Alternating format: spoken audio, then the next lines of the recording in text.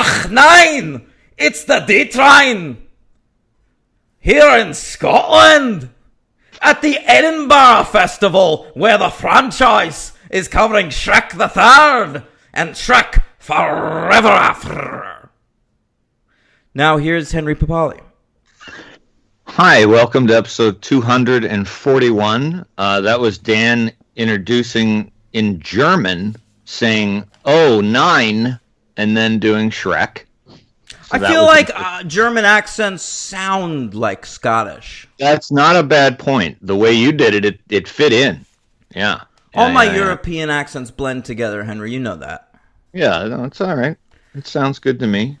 Welcome. I'm Henry over here. Down south on the GSP, we have a very special guest this week. Wait, and I'm Daniel Ehrenberg. I don't like just introducing myself as the D-Train. It's not good for me. It's not good for your your inner spiritual animal. I think it turns me into something I'm not. Yeah, like a cool, just something. You're just Daniel Ehrenberg. I wouldn't call it cool. Yeah, Daniel Ehrenberg's the cool guy right over here, baby. Oh no, I meant D-Train was the cool guy. Oh, bummer. I'm sorry. Yeah, whatever. You would think that, Henry. Yeah. Bring in our guest. We have a guest this week. We haven't done guests in a while. You'd think we would do more guests because the pandemic, people are home. But the thing I've realized in the process of doing this podcast is I enjoy talking to so few people. Yeah. Yeah, I feel the same way, and I was asked also, you know, how people are saying how your life has changed during the pandemic, that kind of thing. And my answer's kind of lately been, not that much. Not that much. You work in a hospital. How can you say that? Well, that's changed. Obviously, that's made it a living hell. But like other than that, it's like I don't really enjoy other people that much anymore. So it's not like I'm going to parties constantly, and I was shut down out of that life. So it's kind of like, yeah, I'm all right. Yeah, I feel like I'm done with COVID. I'm ready for it to be over, but I do appreciate how much it has royally fucked up the film industry for eternity. I'm glad we got that far. Yeah, at least that happened. Mm-hmm. Let's bring in our... I can't be quiet anymore, guys. Hey, shut up, Tim! That was way too long. You guys are... I'm impressed. All right, we're bringing in our guest. We have a special guest this week. He's been on the show once before to cover two of the lesser Harry Potter films, although Henry loved one of them. And he's back here to talk Shrek the Third and Shrek Forever After. You can hear him every week on the Patreon feed at patreon.com/thefranchise, talking kids, movies, and reality competitions and wrestling. Here he is. Not on the ones and the twos, but in his car wearing a Shrek hat. Shut up, Tim, our resident Shrek expert. Here he is. Hey, D-Train. How you doing? Long time no talk. We also play Among Us almost nearly every day. Every other day probably. And it's great to finally have the ban lifted and I get to be on the proper episode. I only had to pay $100. Oh, that is a good point. Tim also paid for this coverage of Shrek. Now, I have a question because it didn't occur to me. Is this the first time someone's commissioned something and then been a guest on their own commission? It's not the first time people have asked me if they could. Well, I certainly believe that. Mm-hmm. Oh boy. God. Oh yeah. We're not starting a precedent, right? Like certainly not. No. Yeah, and yeah. I mean, Tim is a regular collaborator of mine. You know, he's been on the show before, so I figured I'd invite him on. Yes, but that's right. I'm glad that you said that, Tim. Though, yeah, we're not. This is not like a press. Tim has certain privileges. I'm also a noted Shrek expert, so I'm noted by you in your Twitter bio. Well, I mean, how else do you become a noted Shrek expert, D-Train? I mean, I believe in, like, what is that, the promise or the secret? If you say something enough in the world, it becomes reality. Can we somehow cover that The Secret movie that came out last year? Well, there's a DVD, and I think there was a follow-up to the DVD. No, listen, I know what you're talking about. I Right. of course, had a couple of those and sold them to people outside of Barnes & Noble for higher prices. But they recently, Henry, I don't know if you know about this, made a feature film called The Secret, Dare to Dream, which I think I've heard of it. which is a fiction adaptation of The Secret. The fiction, The Secret. Yeah, it stars Katie Holmes and Josh Lucas. Katie Holmes fell for The Secret and Scientology. She's lost soul. Katie Holmes fell for a movie offering her a role. She also fell for Dawson. She sure did, man. When they were kids, I feel like she was already sort of in love with Dawson when that show started, right?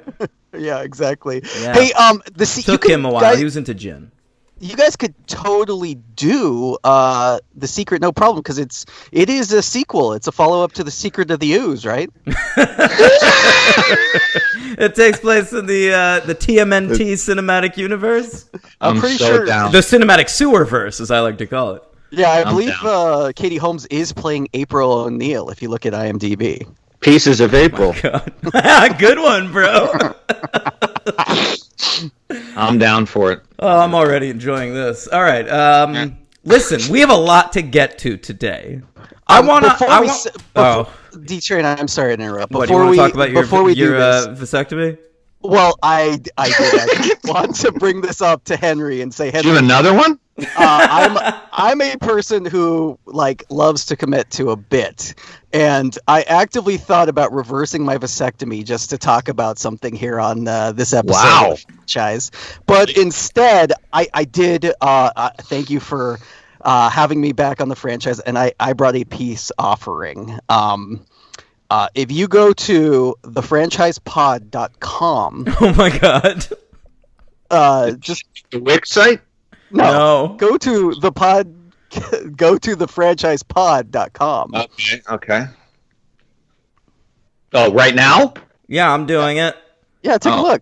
Oh my God, I hate you so much. All right, hang on. The franchise. Oh my God, how long is this going to take? A while. I mean, I didn't expect a live. Sorry. I mean, you could get ready for the theme song stuff too. It's mostly copied from Olivia's website, but he seems to have just added a lot of extra Shrek content. No, well, honestly, guys, I'm there. just so you know, I bought you the domain thefranchisepod.com, and it just redirects to Olivia's website. I see. Okay. So, Right. because I couldn't, for my own sake, I could never find the website because I couldn't remember if it's .wix, .wixsite, whatever. Yeah. So now you could just tell people at the end of the show, go to thefranchisepod.com. But did you And ask Olivia to add all this Shrek shit? No, Olivia messaged me and said she's Shrekifying the site. Oh my God. For the Shrek coverage, and Wow. yeah, and so The I did. Shrek Monsters Inc. one is disgusting. Like, that is nightmare. and yeah, you know. Pretty impressive, man. Pretty impressive. Well, that's all Olivia. That was not my idea at all. I just asked her, like, hey, do you care if I buy the domain so we can do a redirect? And she's like, well, let me make that site a little bit better for the coverage. Yeah, Dan's right. The Monsters Inc. one, I might not be able to sleep. It's The Mike gross. Strakowski. Mike Shrekowski, Jesus. Woo! All right, well, you What want to a get into thing. all the awards that Shrek 3 was nominated for? Do you have your themes, Henry? You need almost as many as last week. These movies are still getting nominated for fucking awards. Oh boy, okay. I honestly didn't think it would have any. So yeah, all right. How come?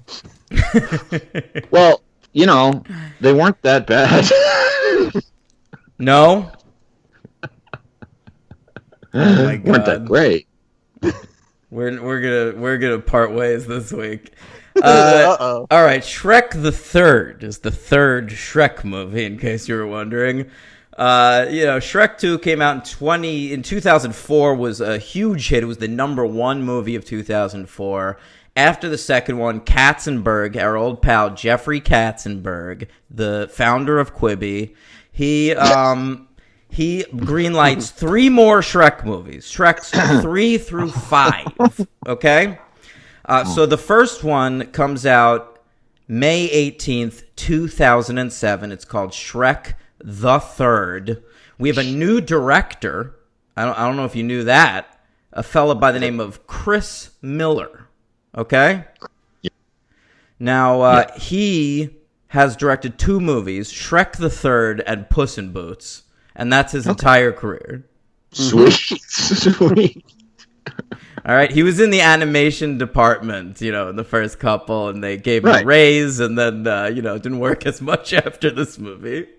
Yeah, that's a big raise.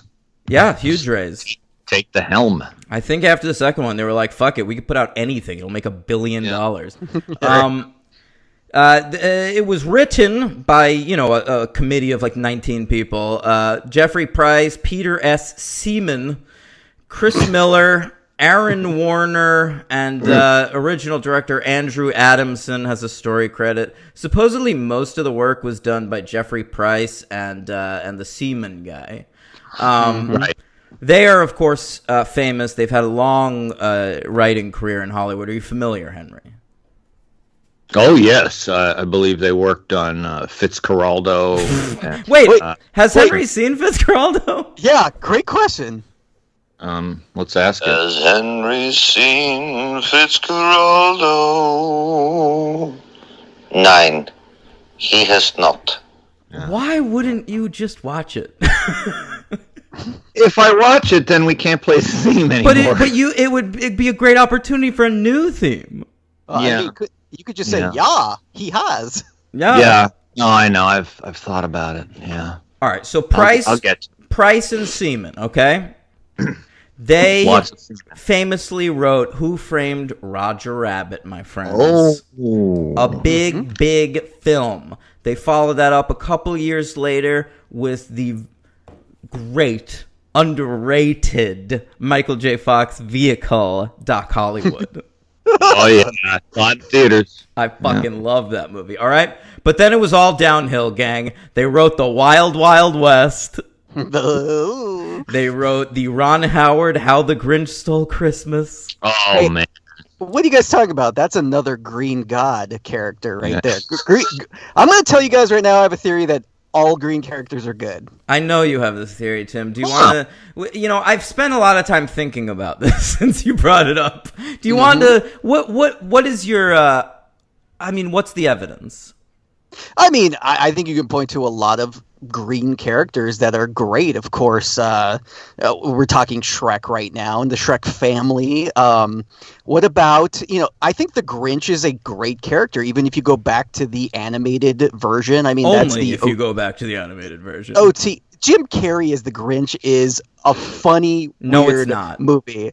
Oh. I love it. I think that... No, here's the thing, though. I didn't know this about you.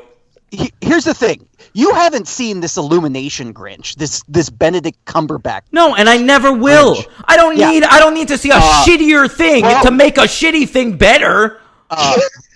Bro, is the Grinch a franchise or is it just a kids movie? Because there's a way you're seeing that Benedict Cumberbatch Grinch. I think we could do it for We Love Kids movies. Well, it's a piece of shit.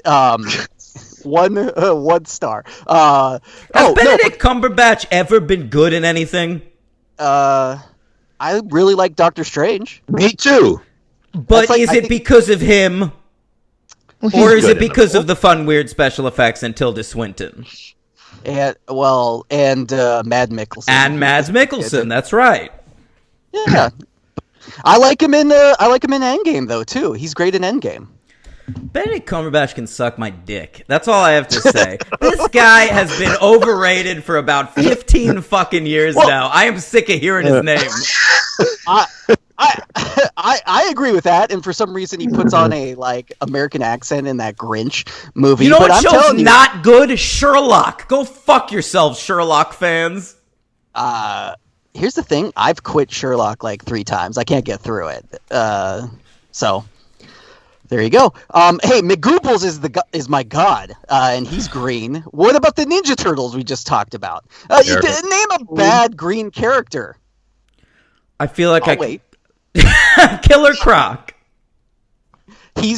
Technically, I mean, in the animated series, he's white, but he's not even green in the Suicide Squad movie. So there's Martian Manhunter. Yeah, what about Martian Manhunter? You don't like John Jones? No. Oh, all right. Well, I was actually just naming green people. I don't know Martian Manhunter. I only know him from a couple of comics. He's one of these fucking guys that takes shit too literally. You know, it's like the Vision in Marvel. I don't want to hear it. Ooh, WandaVision. Fran doesn't like several prominent newer British actors, and I love it. You hate Benedict Cumberbatch. You hate Eddie Redmayne. You don't like Paul Bettany. What about Fassbender? He's great. No, he likes him. I just think they're not good just because they're British. Like there are a lot of bad British actors. I don't care what Shakespeare academies they went to. That's true. They automatically are assumed some sort of pedigree. Yeah, well, I'm not. You could fucking keep Tom Hardy too. I'm not saying Benedict Cumberbatch is green. Fuck that guy. Green characters are good. It was the point. Okay, all right. Well, try to think of more green characters as we move on. Oh, I can. Okay, let me look at my Twitter thread. Oh my god. Back to the stats. Wait. So those guys, they also wrote this movie I like where Queen Latifah has cancer. I just wanted to give that a shout out. Last Holiday. Sweet. Yeah. I thought that was Taxi. No, Taxi's terrible, man. But if you want to see Queen Latifah, she is working in a Bed Bath & Beyond. She realizes she has cancer, quits her job on the spot, takes a trip to Switzerland, spends all her money on this huge hotel. It's amazing. Wow. It's love, laughs, and a whole lot of hugs. Because I love kids movies, I tried to think, well, will we ever cover Queen on We Love Kids Movies? And sad to say, her kids movies is a major franchise that will probably come your way, Henry, so watch out. No, I'm thinking it should come your way. I know what you're talking about. Yeah, that's more of a kids movie. What I think are you talking guys about? should take that. I mean, there's 5 Ice Ages. She's in those? Yeah. I was thinking of wasn't there a sequel to the Steve Martin one she did? No, there was not, No. Henry. And I don't think God. that's a kid's movie either. It's definitely not a kids movie. I would have thrown it your way anyway. Is that Bringing Down the House? Bringing Down the House, man. Yeah, that was a remake of Scorsese's Bringing Out the Dead, but they made it more urban. Yeah. So this film, Henry, was released May 18th, 2007. I saw it in the theaters. Wow. I was writing that column for my college newspaper, 52 Weeks at the Movies. So I was trying to see as many movies as possible, and I went to go see this. I reviewed it. I tried to find the review, couldn't find it. I think it was semi-positive. Oh. So we've had a little change of heart 13 years on. We have. Okay. I saw this in the theater as well, and I wasn't writing for a newspaper. I just was enjoying animated films. Yeah. You know what I just realized? I'm drinking a lime seltzer, green. Oh my goodness. There you go. How about that? Raspberry lime. It's close. Green again. I'm telling you, green is good. Yeah, Ecto Cooler was the best high C. Slimer is a great green character. Yeah, Slimer is great. There is a bad green character in the Shrek films, though, I have to say, but he counterpoints and makes Shrek better. Okay. Who is it? Oh, you want to talk about him now? Well, King Harold, of course, the Frog King Prince guy. I hate him. John Cleese, sure. Wow. Timothy? They bring him back. Oh, yeah. I know. He shouldn't be after the second one at all. He shouldn't even be in the second one. This film had a budget of $160 million. Jesus. Yeah. It made $813 million at the box office. It came in at number 2 for 2007. One of the classic film years of all time. Oh, and the my second God. highest grossing film was Shrek the Third. Holy shit. Yeah. It was only behind Spider-Man 3. Yep. Stay tuned. Oh, man. This Another good 3 film. Yeah. I noticed, Tim, that this one did not premiere at the Cannes Film Festival. Do you know why that is? Because it sucks. Yeah, probably right. I hate Shrek the Third. Ooh! I didn't realize you'd go that far with it. I knew it was your least I don't know. favorite. Okay. Maybe I don't like it's my least favorite. Well, yeah, out of my Shrek rankings, which you guys will rank Shreks probably at the end of the series, but this is my bottom movie out of them all. Even lower than the musical? Lower than the musical. Wow. Musical's fun, guys. It's just long. Yeah. It looks creepy. It really it's looks great. creepy. It's great. I mean, yes. I mean, it's ugly. That's the whole point of it. Is it's ugly, right? I told Tim that we'll cover the musical, but both of us can skim a little bit. Oh. Mm-hmm. Okay. It's over 2 hours, Henry. I'm not watching a full 2 hours and change of a Shrek musical. Oh, thank you, Tim. I appreciate the permission to skim, because I don't ever do that, and I feel like weirdly honest when I do this show. If I'm given permission, I'll do it. The only one area that I demand you watch in total is they have like a dueling banjo part, but it's Shrek and Fiona are burping and farting. How long does that sequence go on? Oh, it's like a minute and a half. It's not so bad. It's a song. I'll wait for it. Great. Sounds wonderful. It's it's like I mean, it's the musical's basically a retelling of the first Shrek, which is a good movie. You mean the only story they had to tell? Hey, I mean, obviously, I love Shrek 2. I think your take Before on we Shrek move 2 on, is can you terrible. explain why you like Shrek 2? I love it. It's a good story. I like the villains. I like every aspect Which of that villains? movie. It's fun. The fairy godmother is great. I will. Granted, Shrek the Third made a mistake of casting Charming in it again. They should have just moved on. I think Charming's horrible, but he's a good toady counter for the fairy godmother, who I really enjoyed in She Shrek did. too. You She just did like get my toadies MVP. because they're green.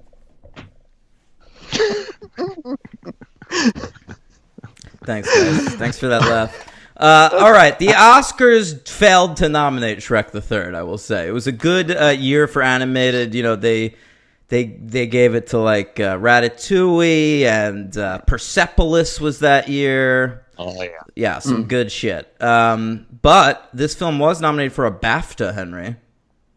Was it? Yeah, Really? it really was. Wow. All right, here we go.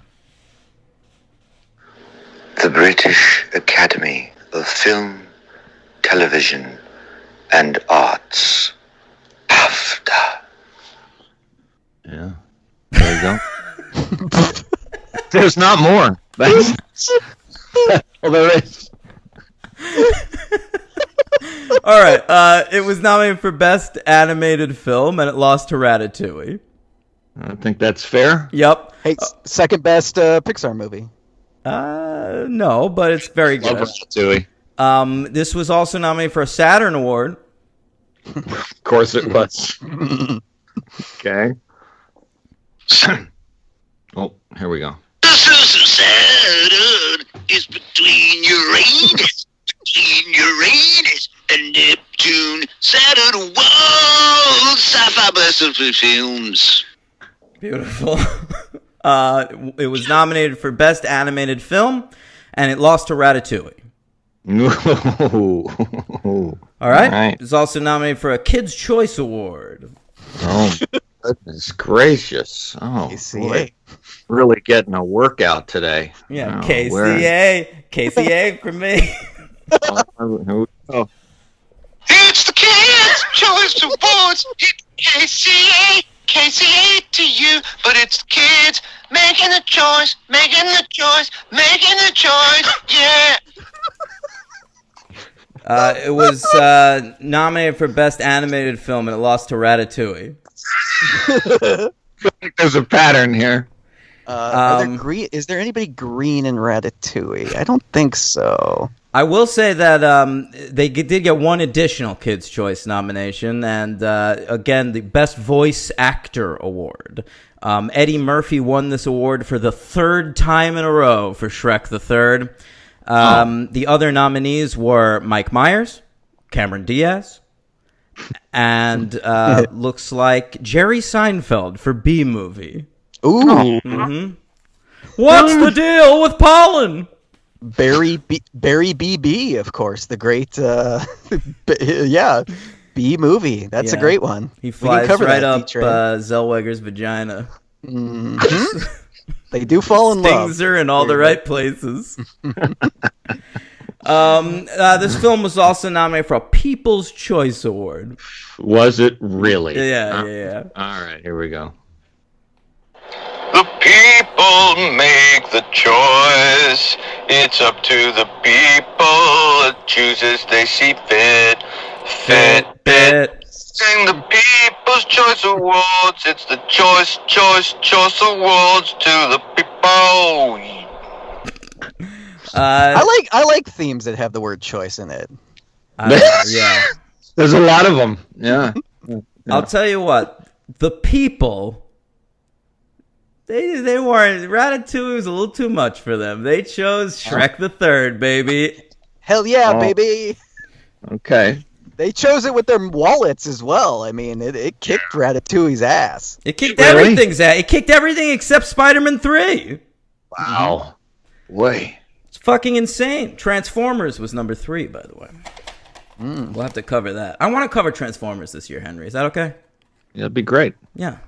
I think like maybe around September, like the old Fast and Furious Resident Evil spot. Sure. Can't wait to hear about Mark Wahlberg and his hate crimes again. Oh, great. Yeah. I'll remind everybody about the time he blinded that Korean man. All right. Shrek the Third. Hey, listen, Henry. Halfway through this movie, I realized I don't care what's happening in it. So I texted Tim and asked him if he could take plot notes. Oh, that's nice. Yeah. And of course, I just dipped the pen out of my brain and wrote down the exact plot because I have seen this Shrek the Third at least 20 times. Wow. 2 times this week. 2 times. Wow. Well, Henry, as a avid listener of We Love Kids movies, of course you know that Yes. that I watch each of the kids films twice for the show. Once for just my first take, and then the second time to take notes because I don't like taking notes on the fly. I do recall you stating that in a few of the episodes of kids movies are great. Yep. Yeah, and I have been curious. What's been your favorite We Love Kids movies? I think the episode that you did on the Shark Boy. Oh, yeah. Oh, you like the Adventures of Shark Boy and Lava Girl in 3D? Henry, of it was the highlight for me. Of course. Well, of course, and of course we had the great Logan Badair was on with us for that episode. That's what I was going to mention. Yep. And, Henry, what do you think of Logan as a podcaster? I think he brings a lot of dynamism. It's the opposite of what he brings. Would you say that Logan, much like Lava Girl, has it? I definitely think he's got it. Yeah. I'm not sure where, but it's somewhere on him. Yeah. Henry, what's your favorite episode of Comp Beasts? Obviously, I think the best episode of that is the one where that beast gets a free pass into a movie because he's comped, and you guys dealt with that. Very good. You don't even know the premise of that one, huh? It is I do. It's RuPaul has a drag race. Oh, he knew that one. Yeah, we did cover that. Yeah. Hey, D-Train. Honest question here: which of the shows we've covered on Comp Beast would Henry be most likely to like? The Circle. You really think he'd like The Circle? Yeah, I think like Henry, if you throw enough like hot girls in front of him, he'll at least be entertained. Yeah, but he's not. Wouldn't you think he'd be into Too Hot to Handle then? It's too boring. Patreon.com/thefranchise for more talk about reality shows and kids movies. Hey, but we're talking kids movies this week. Shrek the Third. How does this film start?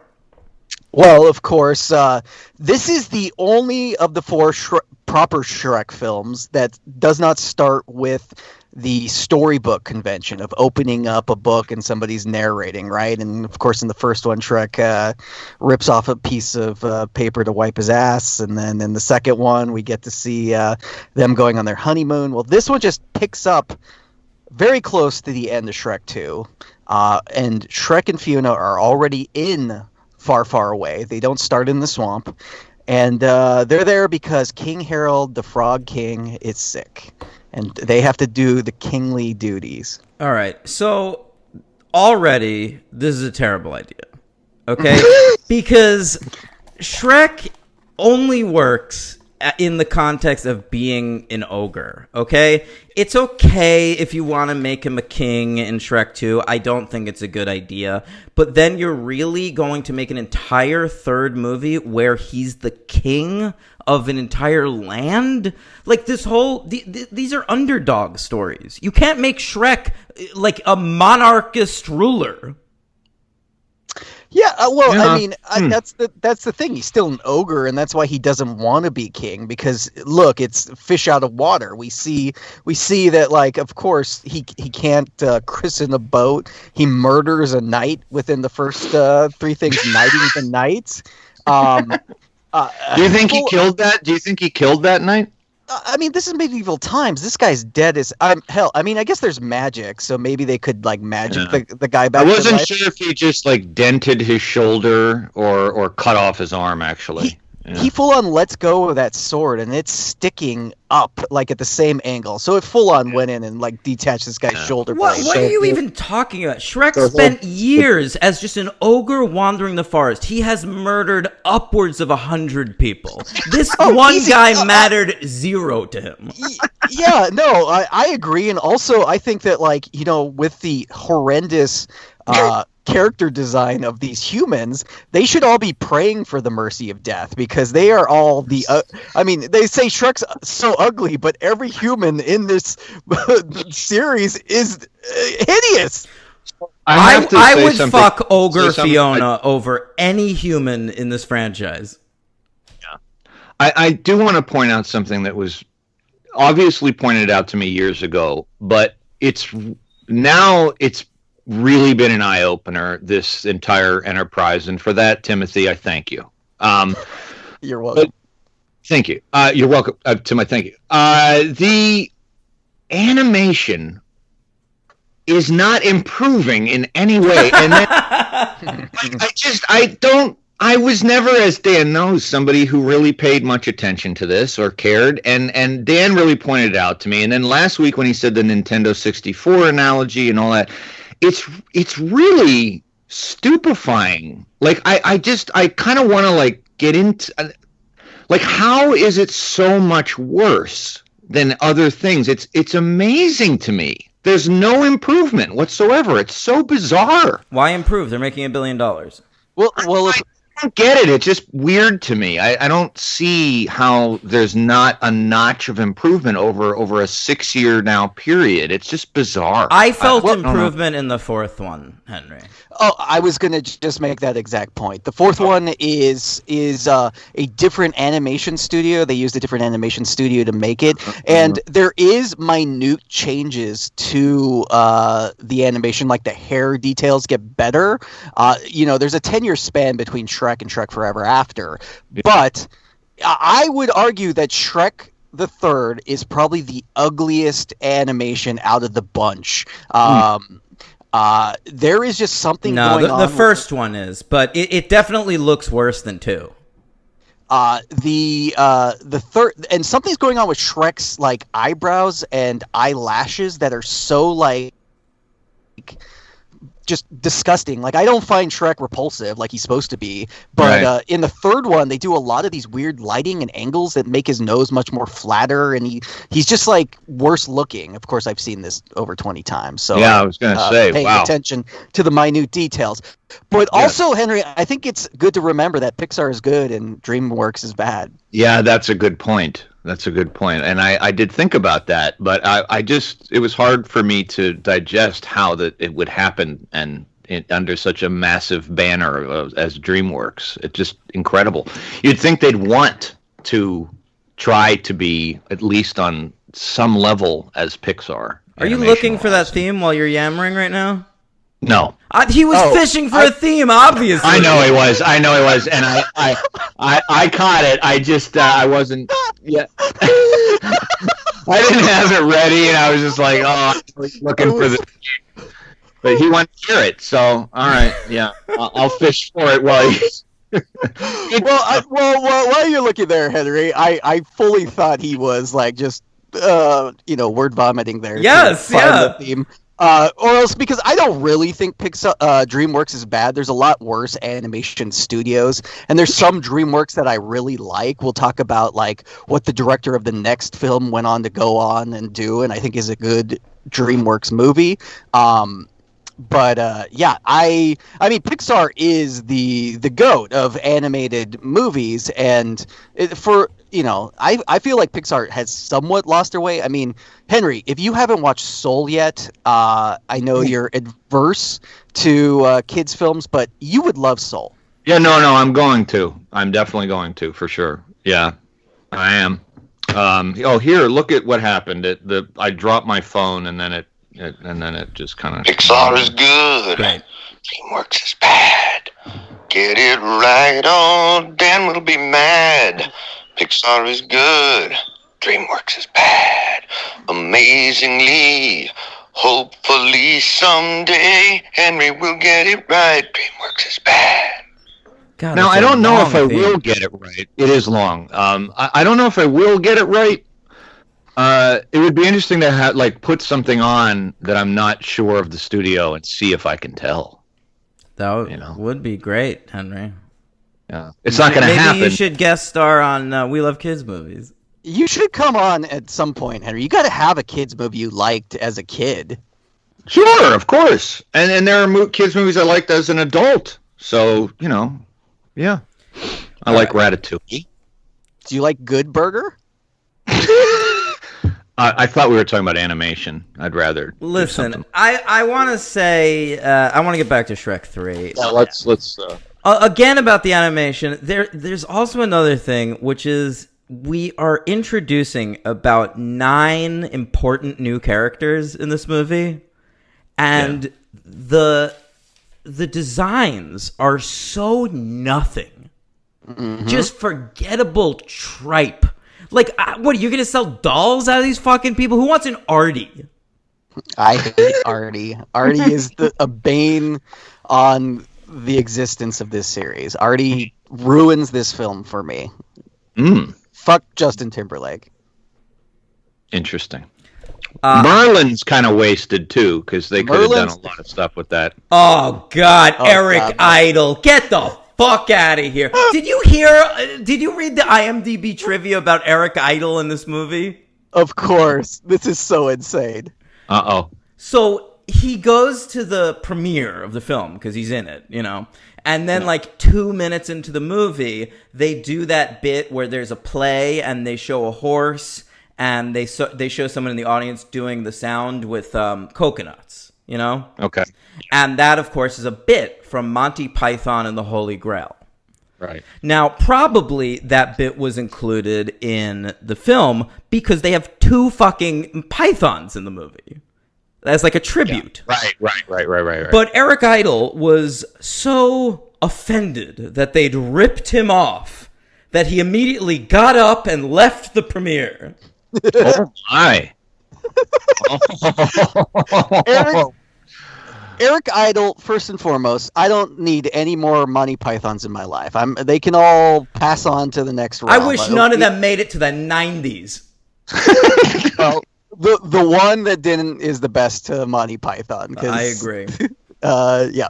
That being said, I mean, I guess Terry Gilliam's like the best one left. Fuck Terry Gilliam. Overrated piece of shit. Oh, I'm so imaginative. Shut the fuck up, bitch. You made one decent movie.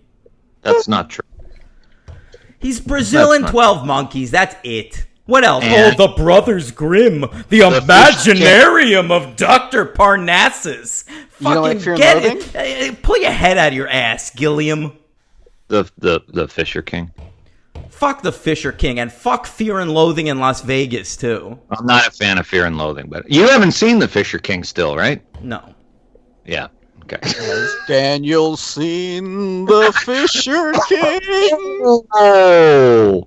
Ooh, I think there might be a theme coming. Oh, I'm pretty sure that movie is not as important as the Werner Herzog masterpiece, Fitzcarraldo. Pretty sure it's a great movie you need to see. All right, so what happens at the beginning? Does the frog die? Oh, yeah, so then, the frog croaks. Good one, bro.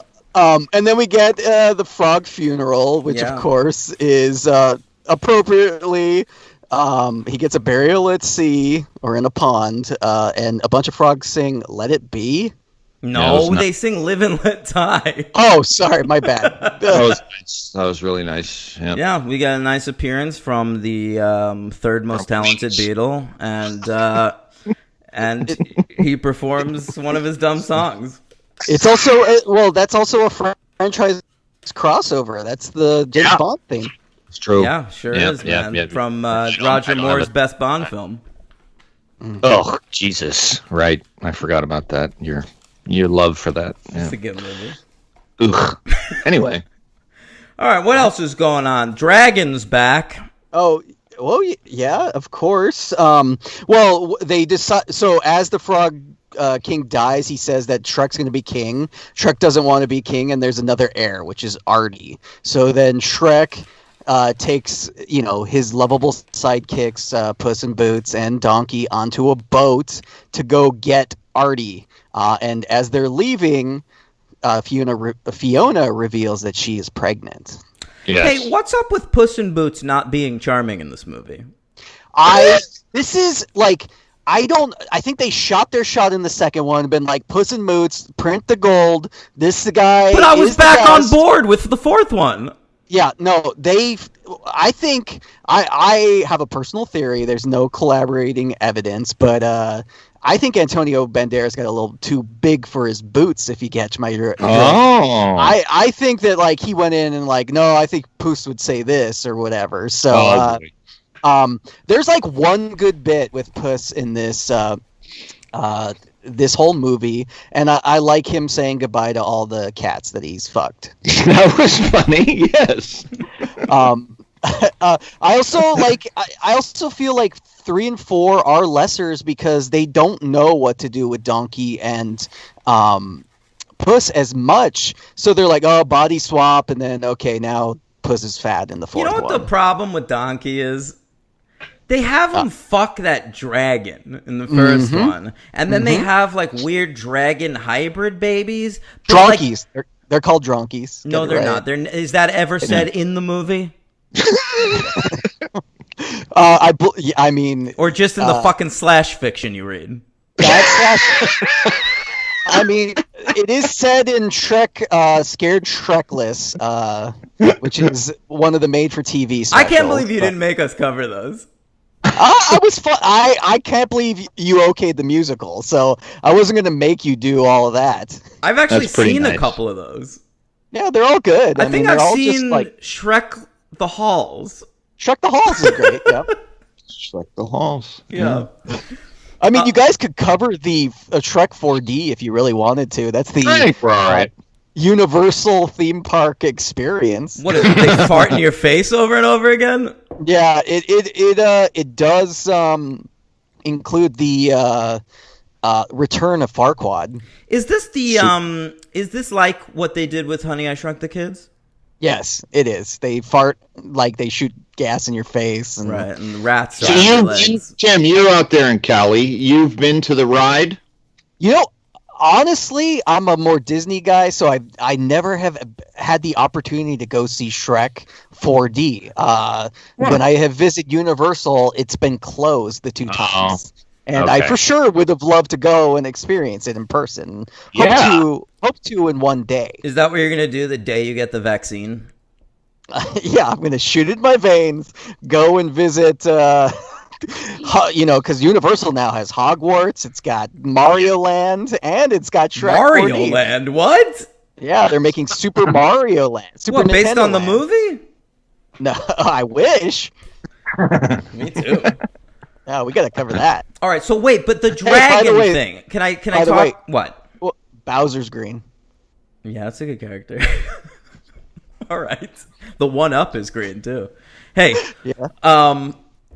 the dragon, if you think about dragon and donkey being together for longer than like 2 seconds, it's horrifying. Well, I said this last week. We were talking about how the procreation developed. Right. So what I'm saying is, like, that's okay to do as a bit at the end of your movie, but then you're going to shoot yourself in the foot for sequels. Because, like, Dragon is not a workable character. Yeah, and it's obvious in all the films that they don't know what to do with Dragon. No, as she's much. not in the second one. Yeah, they just write her out of the second one, which is ridiculous. She doesn't speak. In this movie, they're having that weird, like, bridal shower at one point, and they It's just a have, like, baby a shower, window. bro. Whatever. They have a window open, and, like, and Dragon's head is sticking through. Like, she's just standing outside the fucking building? Of course, yeah, of course. Me too. I thought maybe they could at least accommodate her somehow in that huge castle. Not very nice. Yeah, what the fuck? Um, They don't you have guys like a Scrooge McDuck kind of like money chamber she can stay in? Yeah. Well, here's the thing to think about. Where do they live? Like, do they live back at the keep where Shrek, rescued Fiona? Good point. I mean, and Donkey, obviously, Dragon can only tolerate Donkey for so much. She's always sending him over to Shrek's house. That's true. Every time Donkey comes over with the kids, she's not really. She doesn't come over for the play dates. Yeah. She's like Ooh, the I know. mom from What's Eating Gilbert Grape. Just stays in. Yeah. Hey, Henry, do you want to know the names of Dragon and Donkey's 6 kids, the Dronkies? Why do you know No, that? Where? I know a couple of them, You know a couple of them? Go ahead and tell me the ones you know. strictly from memory. Farkle. No, Right. that's Shrek's kid. Okay. Hold on. Yeah, I don't remember. I thought I did. Sparkle. Donkey does say them all in Shrek. Yeah, he does. So I'll know. Yeah, right. Yeah. God damn it, I don't remember. Yeah. So there is a Claire, Peanut, Coco, Bananas, Parfait, and Debbie. Parfait. That's a reference to his classic line about Parfait in the first movie. Yeah, he loves Parfait. Yeah. Right. Mhm. Okay. Great stuff. All right, what happens next, Tim? We got to get through this fucking thing. Yeah, sorry. Okay, so they go off to see Artie. Did you recognize the boat captain's voice? Yeah, it was Seth Rogen for no reason. I didn't. It was 2007. Why are you bothering to get Seth Rogen to speak 2 lines? They have just unlimited money. unlimited money, and I feel like the writers or the creators are big like comedy fans based off of all the casting and who they're putting in all this thing. I felt that way in the fourth one. What's the evidence in this one? Well, I don't know. Why else would you cast John Krasinski? What's his name? John Krasinski? Yeah, that's it. Because The Office is really popular in 2007.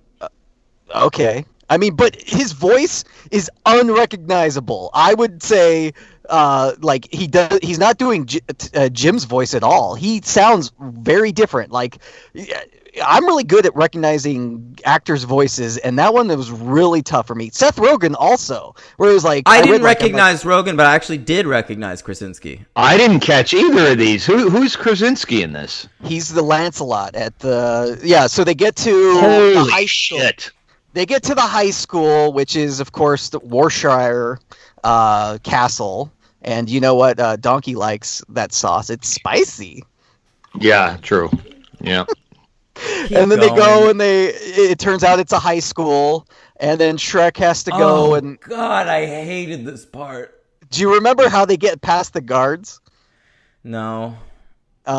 They're having a mascot contest, and so to prove that Shrek is a mascot, Donkey and Puss basically kick him in the balls a bunch. Yeah. Oh yeah, that didn't even make a lot of sense because I was trying to understand. They were saying if this is real, would this hurt? And it's kind of like, well, I don't. It would hurt if you were a mascot or not. Yeah, I mean, I feel like Shrek could just like hit these guys in the face and knock them out to walk past. Or that's probably true. Hey Tim, did we skip the part where they have a dream on the boat? Oh yes, of course. Because I hated that part. You didn't like the classic panic dream? He's worried about that he's going to be a father, and so I don't like that Shrek is worried about being a father. In the first two movies, Shrek strikes me as the type of dude that's like totally settled with Fiona and would be happy to have a bunch of kids.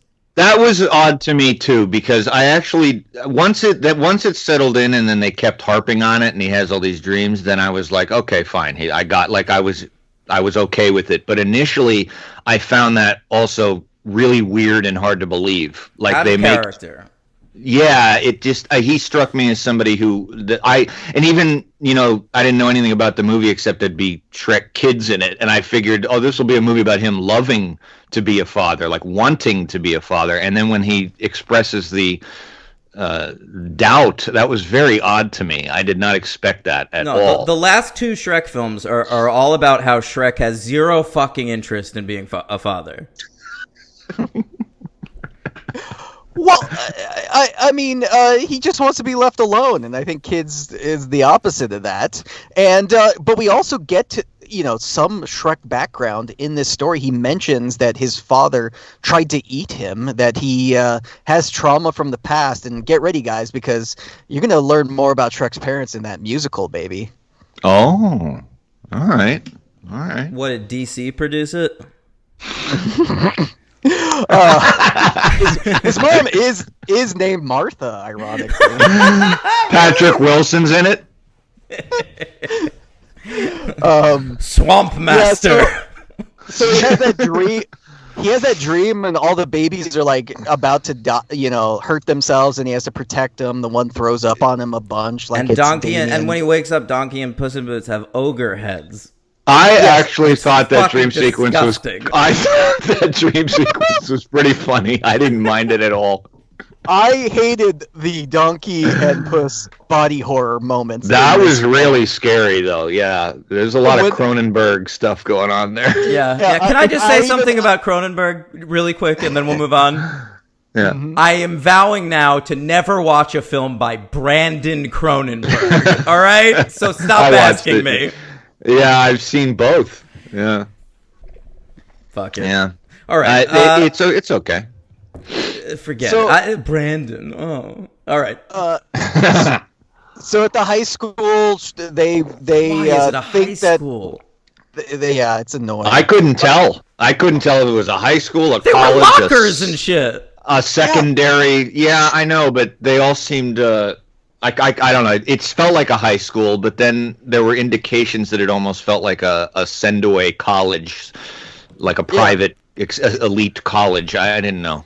Well, I mean, Artie, of course, does say that his dad just dropped him off there and left him. And Oh, he does. Right. yeah, his part of his trauma. But yeah, so stupid. I hate Artie so much. Worthless character, bringing the King Arthur character mythos to this. I hate this. I hate Artie. I hate Justin Timberlake. I hate the fact that Timberlake and Diaz were dating. And this is why this guy got this job. Oh, I forgot. Fucking love them. You know what's great about this though too, Henry? I love that Artie's not in the fourth one. Freaking Timberlake and Diaz break up after they do all the work for this movie, but then they have to go like be on the red carpet together. But then they did Bad Teacher. Yeah, and they have like sex scenes in that. Yeah, well, guess what? The article I read said that their chemistry, just as friends, on the Shrek 3 promo tour, oh my God, showed producers that, like, hey, people like the two of them as friends together, and led to them getting Bad Teacher together. Interesting. I have something to say about Justin nauseating. Timberlake. Okay. Justin Timberlake. Think about him. All right, he's married to Jessica Biel. You know I hate Biel. And I always thought Timberlake was too good for Biel. Because there are Timberlake songs I like. Mirrors, Sexy Back, good songs. Yeah. Okay? Yeah. Social Network movie. Sure. Yes. But yeah, he's done a lot. But I want you to really take a step back and think about each thing Justin Timberlake does. Okay? He fancies himself an actor. But he's just okay. Okay? I'm not going to argue with that. All right. What else does he do? Think about it.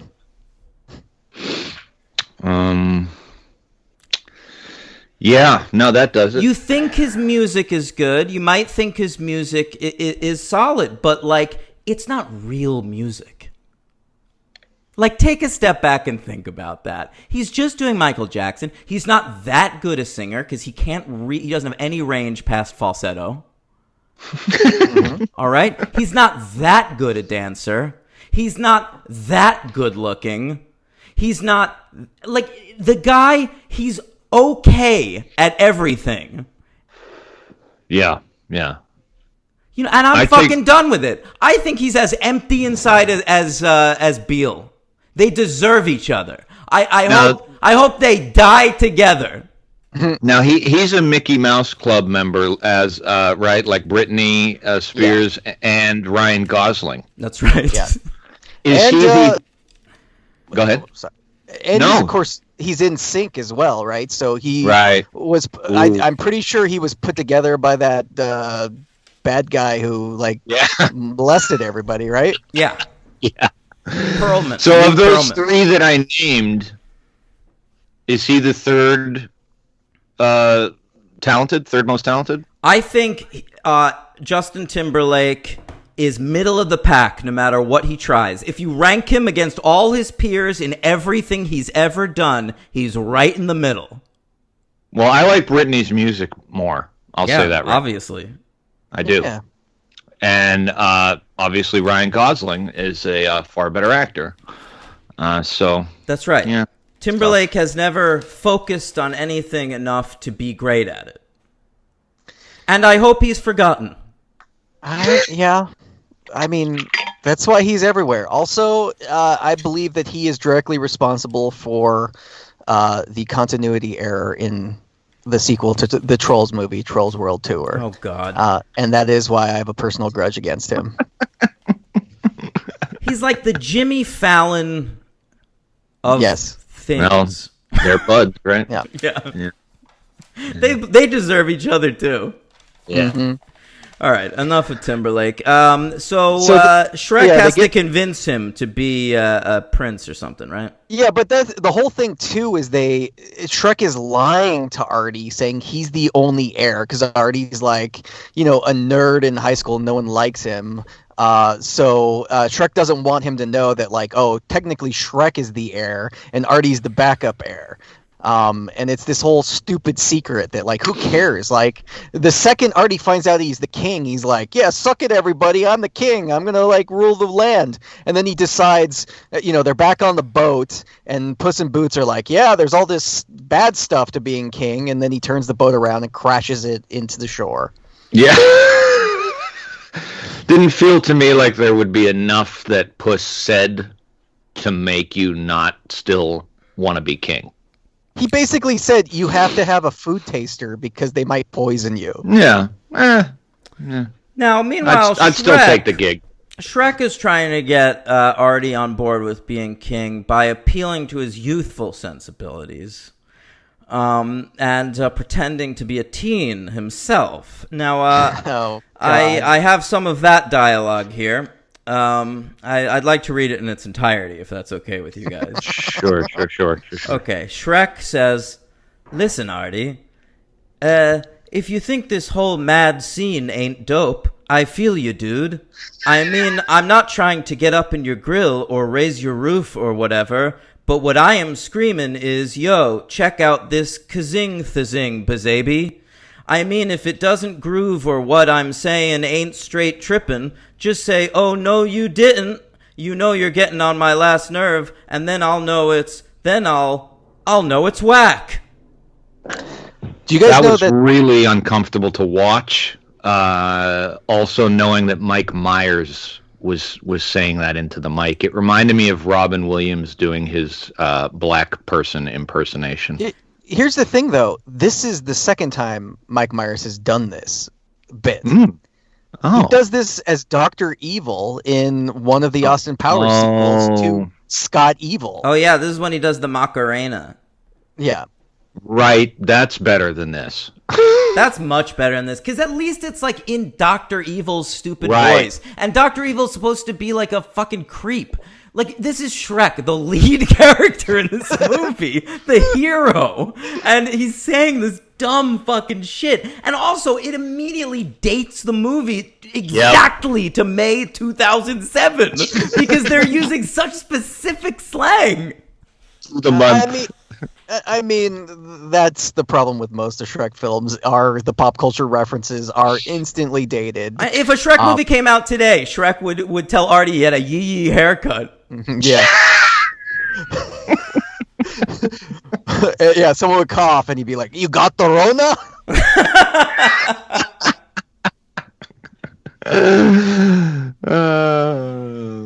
All right, what happens next? So then they go and they meet Merlin, who is a crunchy hippie, is their take on Merlin. Eric Idle, my second favorite nun on the run. Yeah. He's the thirstiest of the Monty Python crew. He was probably upset about the coconut bit because he didn't get paid for that. Definitely. Yeah. They... also, of course, I've been forgetting to report on Prince Charming and his whole scheme of banding together. He goes to the Poison Apple. He gets all of the villains who are at the Poison Apple bar to join him, including Henry. Did you notice the voice actor for the second ugly stepsister? It sounded somebody familiar, but I didn't bother to look it up. Who is it? It's me, and it's crazy. Regis fucking Philbin? Yeah. Regis Philbin plays the second one. Of course, the first ugly stepsister, who is a good character in this one, of course, at the baby shower, is Doris, and voiced by the great Larry King. That's right. Holy fucking shit! Man. Wow. I really would have predicted King would die before Philbin. Amazing, right? Dan, did you record the audio in your Halloween costume as Larry King for this role? I didn't. It wasn't a Halloween costume. I dressed up as Larry King for a school project. Okay. Yeah. Okay. To be honest, this is a good idea. Prince Charming going to recruit the villains And the problem is that DreamWorks does not have the intellectual property to put all the classic, like, fairy tale Disney villains in it, and so they're sort of like generic versions of that. I noticed that very glaringly, and it doesn't really work. And I mean, I haven't seen this movie, but I know that Wreck-It Ralph, for the second one, did something similar, and it's almost like Disney saw this movie and was like, "That's a good idea." Yeah, they put all the real princesses in Wreck-It Ralph. Ralph Breaks the Internet. The thing that I do like here is I think that one of the villains that they put in here, and like the villains are, we see a Rumpelstiltskin who's not the same Rumpelstiltskin from the next one. We see like a Cyclops. We see the evil enchanted trees that are definitely a reference Cyclops to the Wizard of Oz. was the voice of British actor Mark Valley doing an American accent for no reason, and he's uncredited. Oh. Cameo. Yeah. But I think Ian McShane as Captain Hook is the highlight of the band that's there. He has I think he's fine, yeah. Yeah, but he only has like 4 lines. Yeah, but he has one funny moment, and I love when they're like pillaging the castle, and he sees a child and he sees a woman, and he's like, I'll kill you, Peter, and like the woman goes like, he's not Peter, and he's like, shut up, Wendy. I like that part. It was okay. Yeah. I didn't like the whole pillage of the. It's just like there's no stakes. Nothing's gonna happen. What do you think is gonna happen? He takes over far, far away, and he's gonna hold all the princesses hostage. I mean, to their credit, I mean, these villains, they take out Dragon, who is the obvious biggest heavy hitter that's left their wait, I said heavy hitter. Oh my god. I'm sorry. Yeah. God damn it.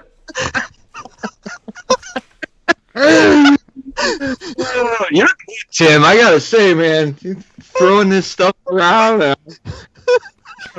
Yeah, continue. Okay, I wasn't intending that, but inspired just being around Henry. And so they take out the dragon, and Charming's whole plan is like, I'm gonna kill Shrek, and I want to do it in the same way that my dinner theater is. And of course, we see this is where the baby shower is happening, and he goes and he interrupts the baby shower, where we meet all of the non-licensed princesses who all are very, very, very bad. I hate all of the princesses.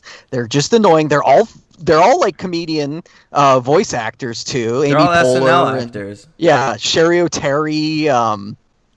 Maya Rudolph playing a white character. I was very offended by that as a white. What was the thinking behind making Snow White the unpleasant one, the most unpleasant one? Because she's brunette. Okay, I didn't catch like why that would be a choice. I didn't think Snow White would be like. No, I mean Snow White seems to like fucking float on air. Yeah, I mean Cinderella of all of them, she's the one who abandons her family and does all that kind of stuff. Snow White's willing to be friendly with 7 working class midgets. Yeah, so I agree. I think she seems like a saint. I know, you're right. Yeah. Yeah, did you like the dwarf that is a gift to Fiona? Yeah, and she's very cruel. Yeah, They're all cruel in this movie. This is a film that completely loses the message of the first film. This is an underdog story about being yourself. Okay, that's what the Shrek movies fucking are. And in this movie, they are the aristocracy just shitting on the lower classes. The whole movie. Yeah, it's I mean they do lose the thread, and I feel like if this movie's just removed, you can have the birth of the kids at the end of 2, and then you have 4, and I feel like that's a much better trilogy than this quadrilogy, which has this very, very low point. Of course, it did make $700 million or whatever. I mean, let's not forget that Henry and I both gave Shrek 2 a 1. Yeah, that's insane. I gave it a 2. Oh, you did, right? Yeah. And that is acceptable. Shrek 2 is a 5 to me, Henry, just so you know. Yeah, I figured.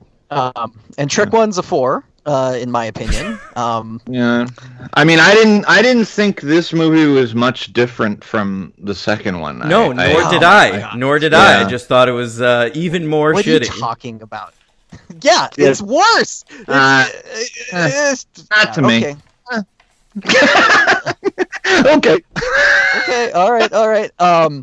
Why is there so much action in this movie? I feel like every 5 minutes there was this enormous action sequence, and I was like, I thought I'm watching a comedy for children.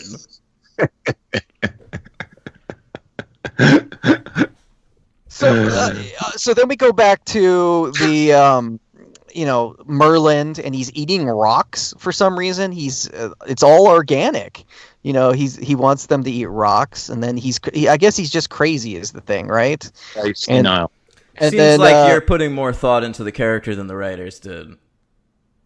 well, I'm okay. He got kicked out for having like an anxiety attack at the school, is what they say, because he already knows him from being the magic teacher at the high school. And then he says, "No, I'm on administrative leave," which is a joke, I guess. And so then they ask him to send him back, and they send him back, and they teleport him. Because Captain Hook attacks, and that's when they find out that Charming has taken over the castle. So then they get teleported back, and this is the classic joke because they don't know what to do with Donkey and Puss in Boots in this movie, so they have them switch bodies. Yeah. Yeah. There's one good moment from this body switch. All right. I like the moment when Puss in Boots tries to do the Puss in Boots eyes in Donkey's body. And the guys in the knights don't care. They're like, they want to kill him. Yeah. No, and then right after they do that, Shrek goes, "What the fuck are you doing, Donkey? You ugly piece of shit!" Basically, it's like Shrek, ease up. You're an asshole in this movie. Mm-hmm. No, the way they get out of that bit is Justin Timberlake already sees that Shrek's on the posters, and it's like, oh, he's a star. Get him into his greening room or whatever, right? Like they trick these. I hate this. This moment sucks so bad. It's like stars are demanding, is what they're saying, and then it's like, what is in Eddie Murphy's writer? What is in Mike Myers' writer? Yeah, Mike Myers and Eddie Murphy don't get to do satire on that. Yeah, I mean, they're probably the biggest offenders. Like, they're prima donnas. They got paid $10 million for 18 hours of work for Shrek 2. Yeah. You know who's the underrated out of the core four of these actors is Cameron Diaz. I feel like she's always doing her best. I feel like her voice fits Fiona really well. I do too. And I said this earlier this week, Tim. I really think Cameron Diaz has a fat girl voice. And you wouldn't notice it to look at her. But it works perfectly. She seems like also the person that would be less of a maniac out of the full core four. Get the fuck out of here. She retired from acting and married a good Charlotte. She's a maniac too. I didn't know she retired. Yeah, she hasn't been in a movie since 2014. Do you think she's more or less than a maniac than Eddie Murphy, Mike Myers, or Antonio Banderas? I think Antonio Banderas is easily the least crazy of them. Yeah, I have to agree with that. I don't think he would bring that. Oh, he much was baggage. fucking married to Melanie Griffith too. They're all nuts. Yeah, well, they're all Hollywood. Yeah. Okay, so they get back. They go to see Charming. Charming wants to kill Shrek, and then this is where Artie finds out that, hey, Shrek lied to me, and I don't want to be king. And he storms off, and Shrek gets captured by Charming, and then Puss in Boots reveal to Artie that, like, hey, Shrek's trying to save your life, and he's still pissed off. Right. Meanwhile, also the fairy tale crew is attempting to, team up with Puss in Boots to go save the princesses and Fiona. And Henry, do you like the fairy tale crew? We're getting into the weeds here. Yeah. Yeah. Actually, I did. I thought they were very cute, and I like Pinocchio probably the most. Do you have a ranking? Do you have a ranking of them?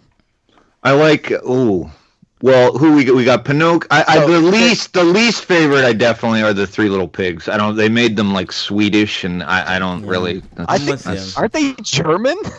I don't know what the fuck they are, man. I don't know. The only but good one's the gingerbread man. Yeah, I like Gingerbread Man. I think Pinocchio and Gingerbread Man are the best ones. I don't the like Pinocchio. I like him. I like his high. He's too what? He's too horny.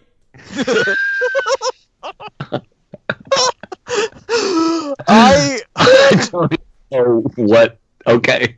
I really like Pinocchio's bit in the fourth one. He's got a really funny moment in there where he's trying to turn in Geppetto as Shrek. Yeah. And it's like a direct callback to the first one where Geppetto's turning Pinocchio in as a fairy tale creature, right? Yeah. Did we pass the part with Immigrant Song? No, we're just getting to that because, Okay. of course, the princesses don't need to be saving. Fiona and her mom, the queen, they use girl power and break themselves out. Yeah, honestly, it's the exact same scene from Avengers Endgame, and Avengers Endgame should be ashamed. Julie Andrews, for some reason, like headbutts a wall twice. Yeah, she's got superpowers all of a sudden. That was odd. Well, she does say you don't think you got your fighting ability from your dad, and that kind of explains why Fiona is a good fighter in the first movie. I guess she just headbutts, and then the second time she headbutts, she starts humming a few of my favorite things. Mm-hmm. Right. Yeah, Julie Andrews, pretty good. Right. Yeah. Also, Julie Andrews is a very weird character in another kids franchise, which I'm sure you'll eventually cover.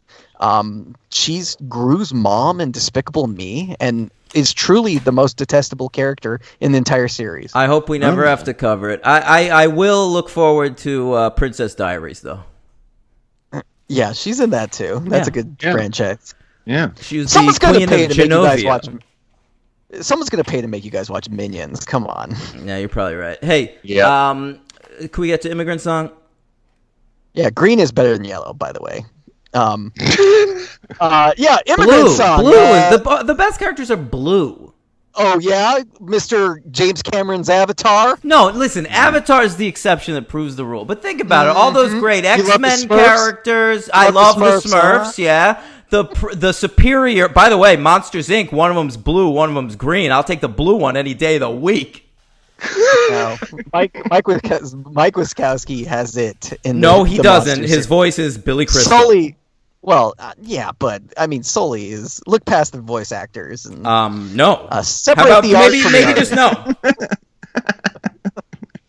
As a Woody Allen fan, you have to understand separating the art from the artist, right? What are you talking about? Woody Allen has never done anything wrong. Okay, we're still in Shrek. No, I'm joking. But it's not separating art from artist. It's just that John Goodman's such a better actor than Billy Crystal. I agree. We're in the weeds here, though. Immigrant Song. Weeds are green. They're not good. Rapunzel turns out to be working with Charming. Who cares? That's Maya Rudolph, by the way, Rapunzel. Yeah, Maya Rudolph's Rapunzel. And then they all use their abilities to break into the castle to save Shrek. Snow White sings and then sends the forest creatures to go kill the trees from Wizard of Oz. Then Sleeping Beauty falls asleep and the knights trip over her. No. There's a big fight scene. That's all you need to know. Cinderella throws a shoe. Who cares? Who throws a shoe? Fuck you. An extremely detailed plot description of Shrek the Third. I mean, you asked me. This is like Jan when we did Blade Runner. By the way, can you? I have 40 minutes left to be able to record, so let's get to the fourth movie. So then the movie ends, and they have their kids, and they fart. The end. No, they love their. They love their life so much that they don't even want a nanny to take care of their kids. That's bullshit. And then also, like, they put all the triplets to sleep. They have 3 kids because this is Shrek the Third, right? 3 triplet ogres, because why not? And then, they'd have the joke where it's like, hey, what do you want to do now? And then they go to sleep because they're exhausted. All right, can I talk about the goddamn immigrant song? Sure. Thank you. Listen, one of my favorite movies of all time is School of Rock, okay? And they use Immigrant Song in that movie. And there's a special feature on the DVD where they talk for ages about how difficult it was to convince Led Zeppelin to give them 30 seconds of that song. There's like a whole presentation. They shot a video of Jack Black in front of an enormous crowd when they were filming the final concert scene, where Jack Black is pleading to Jimmy Page and Robert Plant to let him use that song in this movie. Now, I assume they had to do that because they didn't just have a bunch of money to throw at Led Zeppelin. Wow. So I'm here on the franchise calling out Jimmy Page and Robert Plant for being a couple of greedy pieces of shit. Wow. Yeah, I mean, do you think disappointing? Do you think Chris Hemsworth had to beg to get Immigrant Song? Yeah, because I love that in Thor Ragnarok. They had unlimited money for Thor Ragnarok. Yeah, that's true. Yeah, maybe they pre-rendered the scene of Snow White, and Jimmy Page is like, "This is it. This makes a lot of sense." It's awful. This is a piece of shit. It's an hour and 22 minutes without credits. They had absolutely nothing. This is a 1. Wow. Didn't think it was that much different than the second one. Not painful. Agreed with most of you guys' criticisms, but for me, it's a 2. And for me, it's a 2 as well. It still has Shrek in it, and I like Shrek. So, it is the worst Shrek film, though. I agree so far. I'm not sure yet. Yeah. Who's your MVP, boys? For all the shit you guys gave Banderas, I actually gave him my MVP. Ooh, this is okay. I get it. I'm gonna go Regis. I gave Gingy. I like Gingy has this one moment where he has this flashback to his entire life. That was very good. That honestly, really, you're right. That was the best part of the movie. That was very funny. Yeah, and he's singing the Good Ship Lollipop as he's having. And Pinocchio has an. And doesn't he shit a gumball? Yeah, yes. Pinocchio has an awesome moment in this one, too, where Pinocchio is not lying, right? He's just using all the verbiage. That's the best Pinocchio moment in all of them. That's actually okay, too. I must have had a reason I picked Puss. It was in the moment. I wrote it down, right after the movie, so I don't know why. Maybe you liked Banderas doing Donkey. I don't think that's what it was. I don't know. I don't know why. Anyway, he's not even doing Donkey. He's just in Donkey is the thing. Yeah, that's so true. Weird. Yeah, I don't know. All right. Pray for mercy. So, who's your LVP? Yeah, Timberlake, right? Yep. Mine was Prince Charming. Yeah, for fuck's sake. Why is he back? Really bad. I mean, it's just not a good villain in the first place. And I agree with what Tim said at the beginning. He was all right, and he was fine with the fairy godmother. But to be the focus and to believe that he could actually have the charisma to corral all these villains together, it's just didn't work. Yeah, Rupert, gay best friend in a rom-com. That's your bread and butter. Head back there. I do appreciate that in all of the first 3 Shreks, they decide to murk all the villains. They kill every villain off. And Dragon kills 2 of them so far. Oh. What a great murderer. One of our best murderers, Dragon. Mm-hmm. Shall we move on to the next Shrek film? We shall. Shrek Forever Tim, After. you have a superhero count? No, I do not. It was I know, I'm just asking. And I thought maybe that. Tim would do something weird. I appreciate that. Thank you very much. Okay, let me see if I can find Shrek Forever After here. It has many titles, of course. difficult to find sometimes. Shrek Forever Noticed that After. myself. 3 years later. They always do 3 years. I got to appreciate that magical window. We have another new director, and this is an actual real director, gang. Mike Mitchell, who has directed a couple of really good movies. Got to start working on Nickelodeon in the 90s and shit. But his first film as a director was Deuce Bigalow, Male Gigolo. How about that? Saw that in theaters. Yeah. They followed That's a that franchise. It certainly is. You're right. Yeah, that it is. He, of course. Oh yeah, remember the cover of European Gigolo where the Leaning Tower of Pisa was his cock? All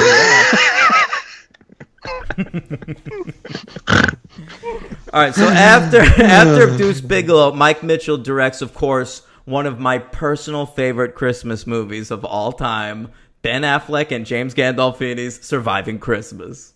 Oh, I thought your favorite was Christmas with the Cranks.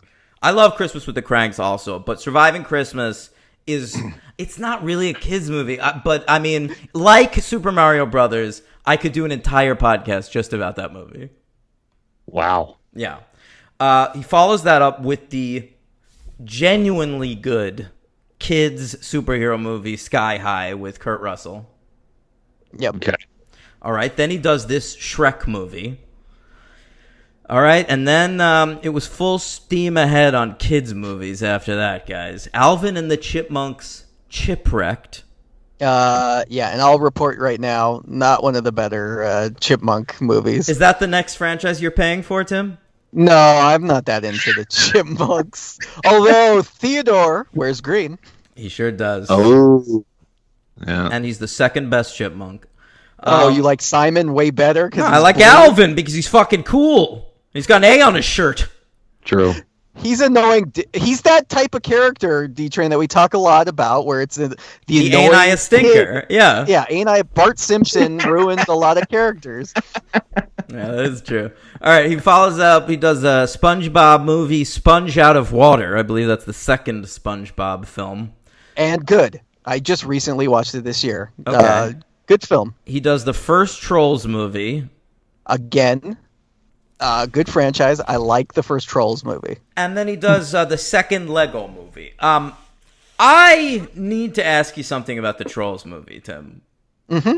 Okay, I know you've seen both Trolls and Trolls World Tour multiple times. Yes. Now, Mike Mitchell directs Shrek Forever After. Yes. He leaves out Artie, the Timberlake character, entirely. Doesn't reference him, even though he was set up as being sort of the fifth lead in the last movie, okay? Mm-hmm. Even in the closing credits, when we're doing a montage of basically every character that has ever appeared in a Shrek movie, including characters from the first three, Yep. does not include Artie. Then he directs Trolls 5 years later or whatever.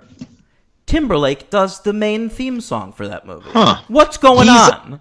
Timberlake's also the second lead in the Trolls movie. He's Branch. He's also an executive producer on both the Troll films. So I think what's his relationship with this Mitchell fellow?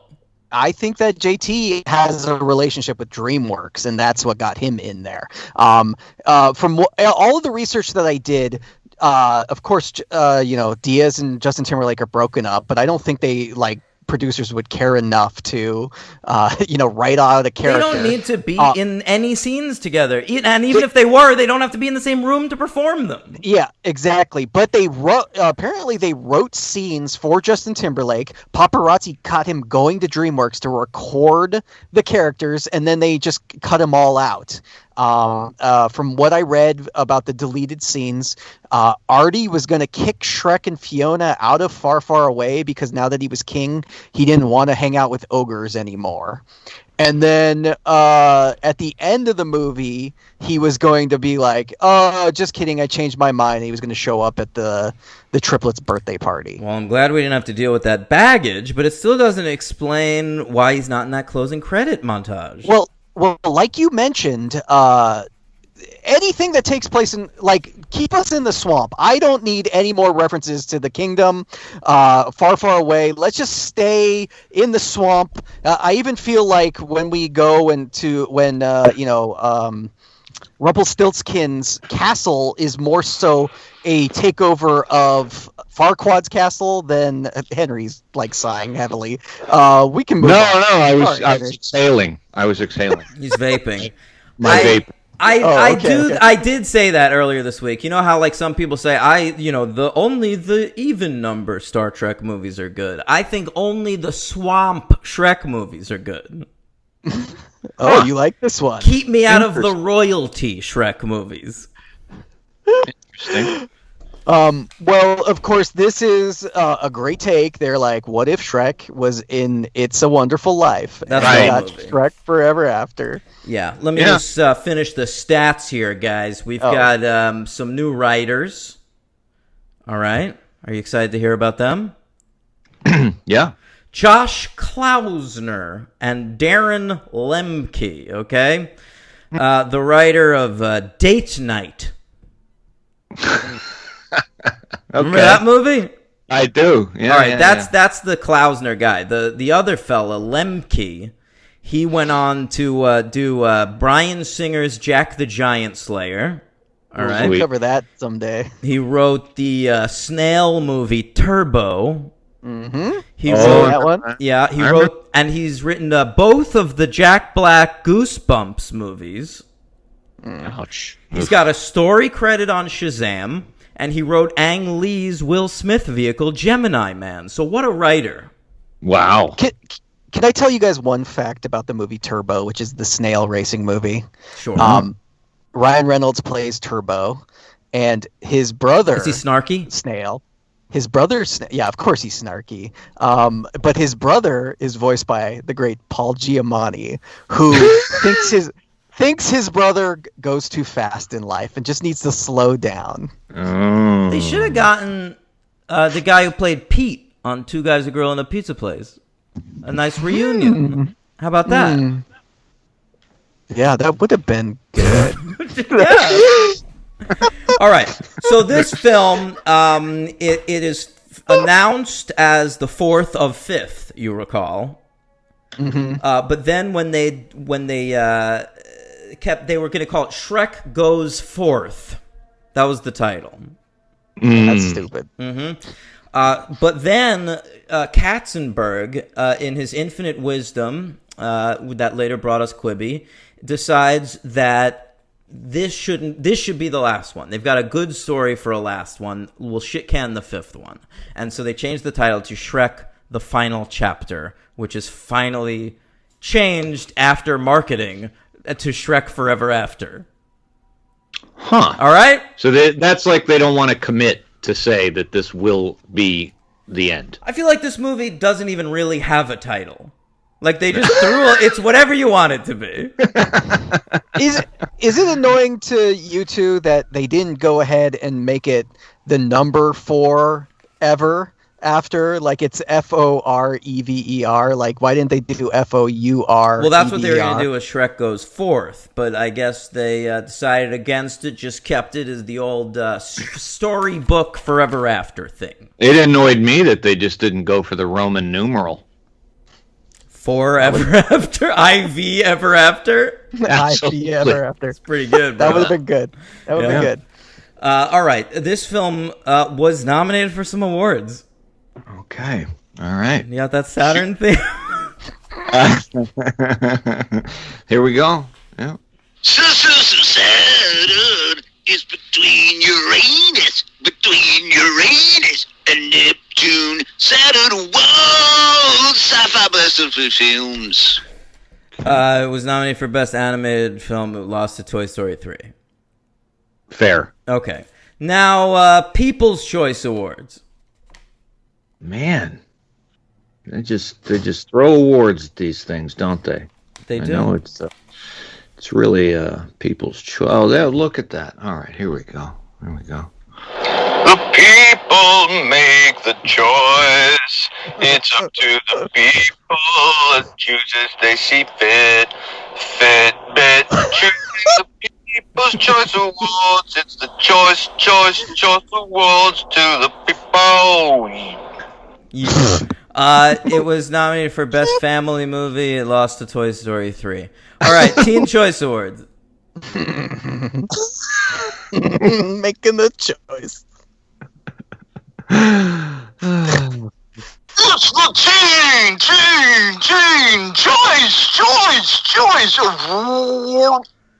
It was nominated for Best Animated Film. It lost to Toy Story 3. Odd. All right, Kids' Choice Awards. KCA. Choice Awards, it's KCA to you, but it's kids making the choice,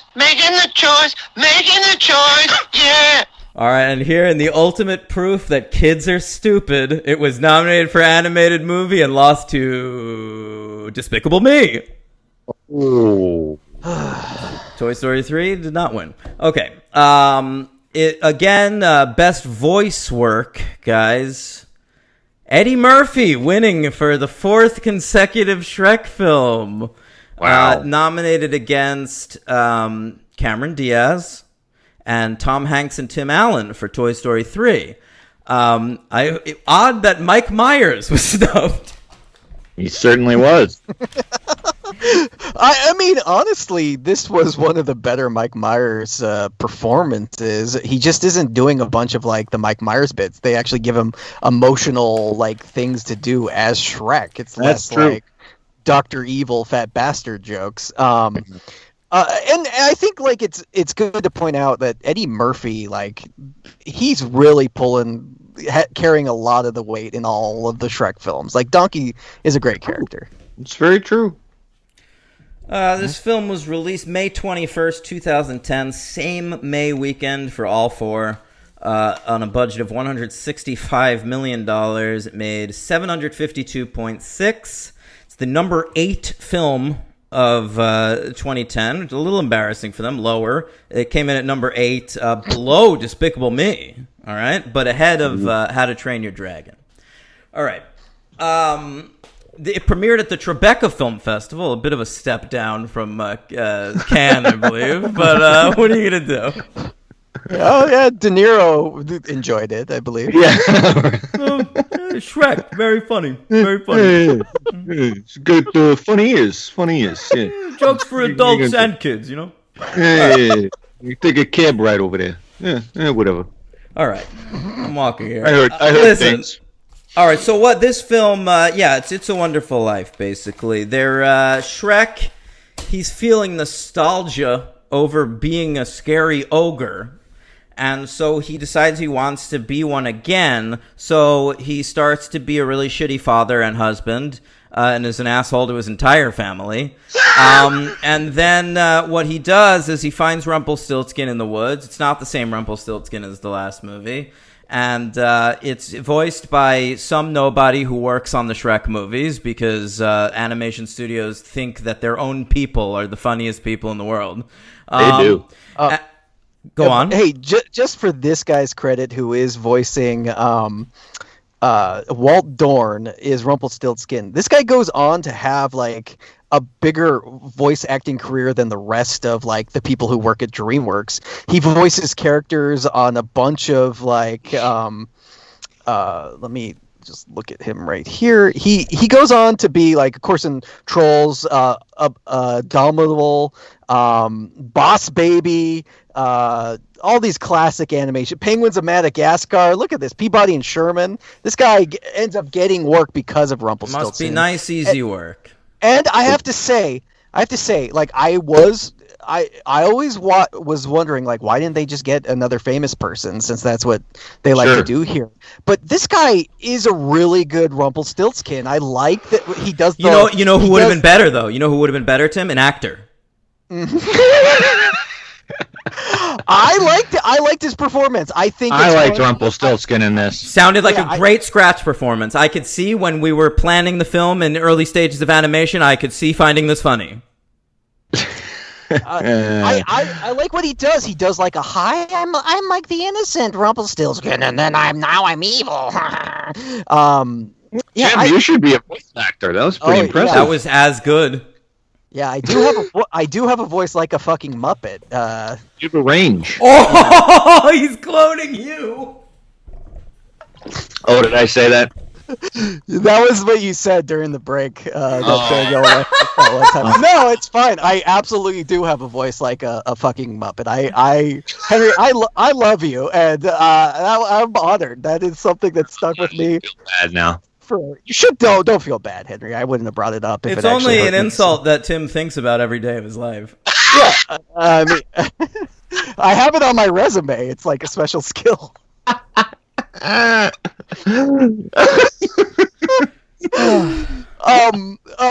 so Rumpelstiltskin, he's basically a djinn. He grants your wish. Say my name?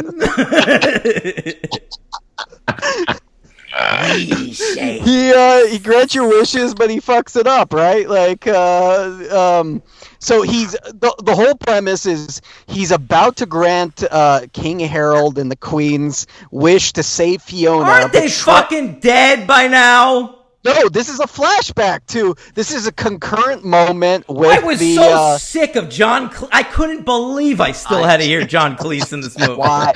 I was surprised he was still in it, honestly, just based on the amount of time that has passed in the making of these. Like, I was like, wow, he's still coming back for more, huh? All right. Yeah. I'm sure he'd show up for Shrek 5 if they had him. Yeah, I guess. Especially now. So then because Shrek saved Fiona in Shrek 1, Rumpelstiltskin does not get his wish, and he has a crappy life where he lives in like a trailer park, hillbilly like land where like a bunch of like the witch from the Wizard of Oz, Green Witch, has like a bunch of kin who are all like hillbilly. I didn't like characters. the witches. The witches are my LVP. Ooh, I like witches. Yeah, I didn't like the witches either. They're one specific witch is my LPVP. So, yeah, and so then what happens is Shrek has a midlife crisis, which all leads up to the greatest moment of cinematic history. Do the roar. Yeah, that was really built up for me, Henry. A lot of people on the Discord were telling me "Do the roar" is really funny. Do the roar. I thought it was funny. But, yeah, it's great. Yeah, by the way, you know who did the voice of that? Who? The director. Yeah. Oh, that makes sense. The little kid's name is Butterpants, and he's his dad. Yeah. Do you know who his dad's voice is? Ryan Seacrest. Ryan Seacrest. Jesus American Christ. Idol. It's so funny that it makes no difference, really, in those little. It makes no difference whatsoever. Yeah, who why does this hire little- Ryan Seacrest? Yeah, Why I bother? don't notice. I didn't notice it. Give an I don't opportunity to some young voice actor to do a couple Yes. lines in a Shrek movie. Why do you need Ryan funny. Seacrest? Yeah. You guys were just complaining about the directors and the people working. No, I'm saying hire real actors, actual struggling actors in fucking Hollywood. Did you notice where they're having the triplets' birthday party was the poison apple, but now it's like a kid's Yeah, it's like bar. Chuck E. Cheese. It's like now. Chuck E. Cheese, right? Okay. Just to point out the dadification of Shrek's life. Right. Yeah, very true. Very true. Yep. Yeah, and so then he basically gets drunk and makes he accepts Rumpelstiltskin's contract that says Rumpelstiltskin gets 1 day of his life for 24 hours of being a real ogre again, and Shrek signs it, and Rumpelstiltskin nearly comes as he's signing the contract. Yeah, busts out of his boots. Do you like Rumpel's sidekick, Fifi, the goose that lays the golden egg? Yeah, I like Fifi. She's fine. I didn't Yeah, notice Fifi- her until you texted me about it. Yeah. Fifi has a tragic moment at the end of this movie. Yeah. Where like the other three, they kill all the villains, but this is even worse. They make Rumpelstiltskin watch his best friend be murdered by Fiona. Yeah, that was really The gruesome. The giant goose explodes, and its webbed feet are the only thing left. And if you Yeah. watch that moment again, Shrek is pointing and laughing so hard. And Oh, boy. But some cruel stuff here. The point of the movie is basically like, so Rumpel like goes back and becomes Shrek on like the day he meets Fiona or whatever the fuck. And so Right. so the first movie never happened. So now he's back in the present day, and Rumpelstiltskin's king of the land, and Fiona has been like abandoned in her keep, but had to escape on her own and became a warrior princess like Xena. And she is hanging out with a bunch of other ogres. And so the rest of the movie is just about this like band of ogres fighting Rumpelstiltskin to take back the nation. It's a much better movie than 2 and 3, but I will say that it is really just a kid's fantasy movie. Like, it's the least funny. It's like not even trying for jokes. And on the one hand, after watching Shrek the Third, I was really thankful not to sit through Shrek jokes. But on the other hand, like, it's a tad dull. And I think that's why like people didn't like it at the time. It doesn't seem like an exciting new take on Shrek, but I do think that it's a much more grounded, character-based take that actually has something to say about the characters, which we certainly haven't seen since the first one. So while this isn't a masterpiece or anything, I found myself very thankful watching it. Yeah, I agree with everything you said. I think it's better than 2 and 3, and I thought that was an interesting thing to do, the whole "It's a Wonderful Life" thing. I think they utilized it pretty well. I mean, that could be pretty disastrous. Look, but, that's a TV trope. Almost every TV show has done "It's a Wonderful Life" at some point. Yeah, it's a proven concept, like Groundhog Day. So why not? Yeah.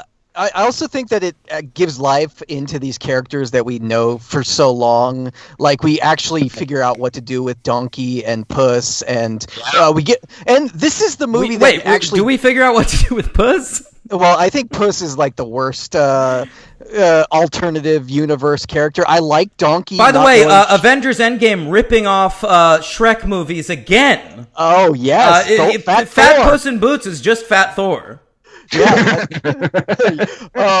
that's great. I like how Donkey's dirty and his hair is matted, but he's essentially the same character. He just, is nice. Donkey. By far the most impressive though is Fiona, because that's what I was gonna say, Fiona is such like a. I mean, ultimately, we see her have fighting skills in the previous Shrek movies, but they come out almost at random, just when there's an action sequence. The vast majority of those first 3 movies, Fiona's a damsel in distress, and then Shrek's wife, and then, co-mother to Shrek's kids. Like, she's just, like, playing, like, lady roles in the movie. And so to see her in, like, a different life, if, like, she had to break out and like that was a more difficult thing and she was held captive for even more years, like to see her as like a legitimately strong character who like has her own opinions and Shrek has to win her over for the rest of the movie, I think is a huge improvement. Yeah, I agree. It was neat. They give you, and I actually didn't, I thought the Puss stuff was all right. I mean, I like the alternative universe of all of them, pretty much. I mean, I thought it was pretty good. Puss gave me my biggest laugh of the movie. I had one crack up in this movie. And which one? It was during an action sequence later on when they're in, like, Rumpelstiltskin's chambers, and there's this big rope, and Fat Puss in Boots just sort of slowly slides down it. It made me laugh really hard. Yeah, that's like a callback to earlier on when he does that to his cat tree when Shrek first sees him. But yeah, it's funny, and I think it's funny when he, they say the line, "Pray for mercy" from Puss and Donkey, and then Puss in the Boots does like a little tap dance on the big giant ball that they're on that turns out to be all the ogres.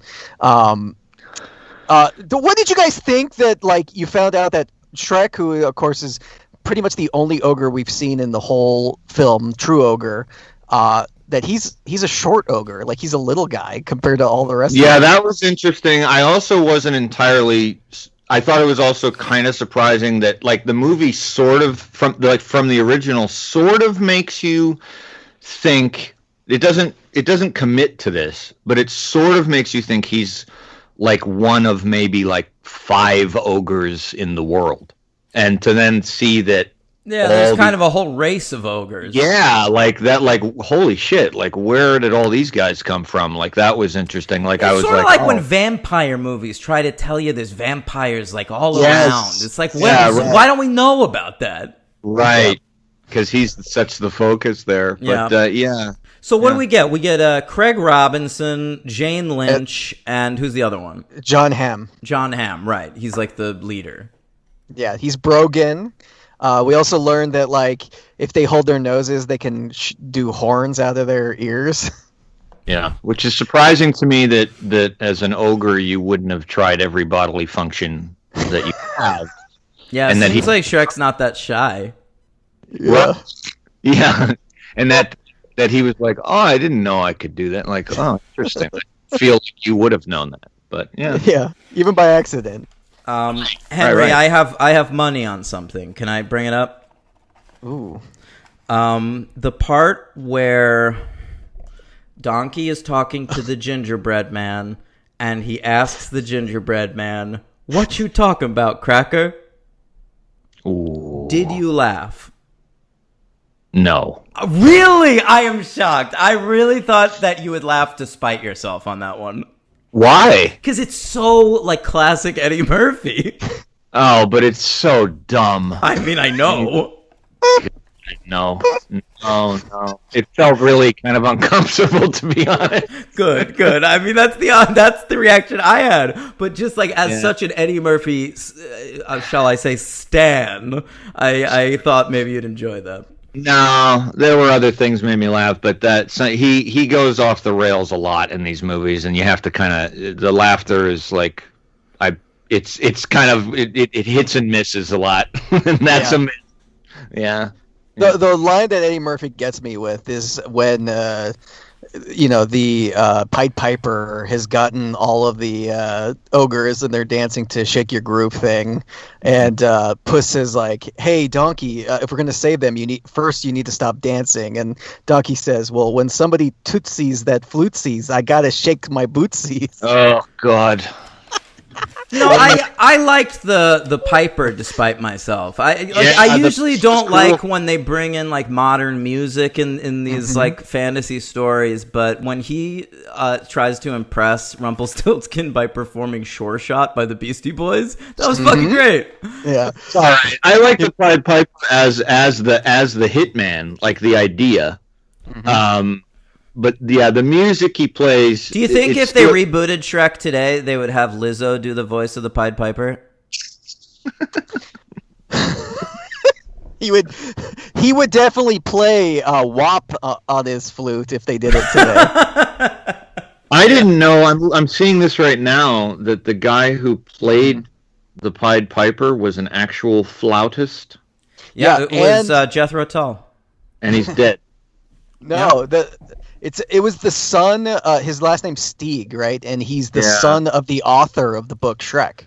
Why? Why would you do it? He's dead. Yeah. He died in Japan. Whoa. Damn, must have been that girl from The Grudge. He died of cancer. Like I said. Was it lost in translation? I probably.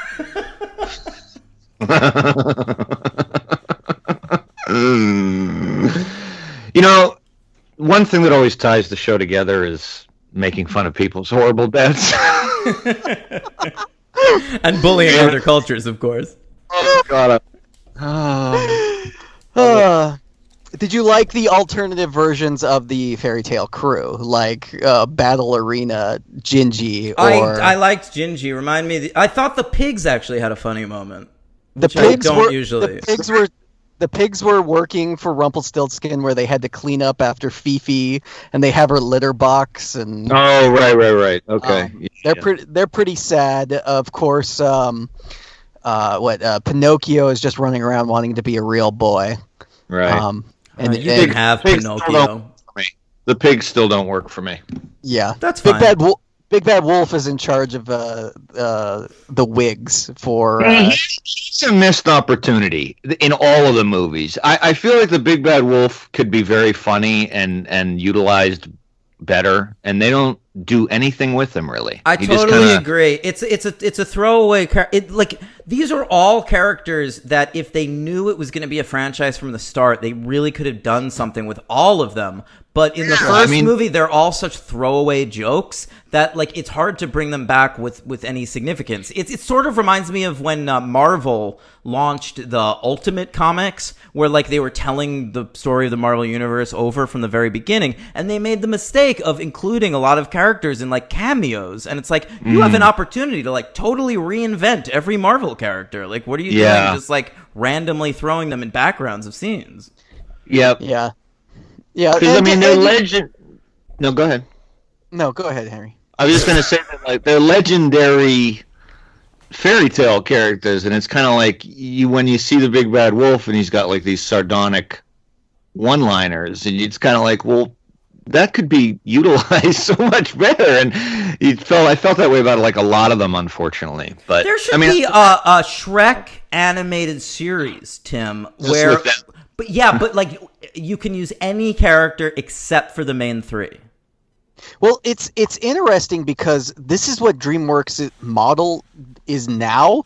Any DreamWorks movie that comes out now, they make a Netflix series based around it. There's a Trolls, there's a Boss Baby Netflix series, and I feel like there's two others that I can't think. Oh, there's a How to Train Your Dragon animated series. There is? So yeah, there is. Yeah. And they for sure would have done this with Shrek had it not been like the early, the 2010s or the early 2000s or what. Yeah. Yeah, we didn't know that everything was going to be a franchise yet. Yeah. They hadn't figured that out yet.